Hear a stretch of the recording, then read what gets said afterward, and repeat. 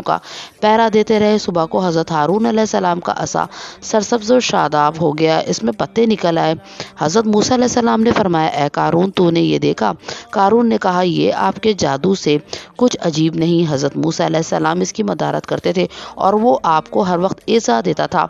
इसकी सरकशी और तकब्बुर और हज़रत मूसा अलैहिस्सलाम के साथ अदावत दम बदम तरक्की पर थी। इसने एक मकान बनाया जिसका दरवाज़ा सोने का था और इसकी दीवारों पर सोने के तख्ते नस्ब किए। बनी इसराइल सुबह शाम इसके पास आते, खाने खाते, बातें बनाते, इसे हंसाते। जब ज़कात का हुक्म नाजिल हुआ तो कारून हज़रत मूसा अलैहिस्सलाम के पास आया तो इसने आपसे तय किया कि दरहम व दीनार, मवेशी वगैरह में से 1000वां हिस्सा ज़कात देगा। लेकिन घर जाकर हिसाब किया तो इसके माल में से इतना भी बहुत कसीर होता था। इसके नफ्स ने इतनी भी हिम्मत न की और इसने बनी इसराइल को जमा करके कहा कि तुमने हज़रत मूसा अलैहिस्सलाम की हर बात में अताअत की, अब वो तुम्हारे माल लेना चाहते हैं।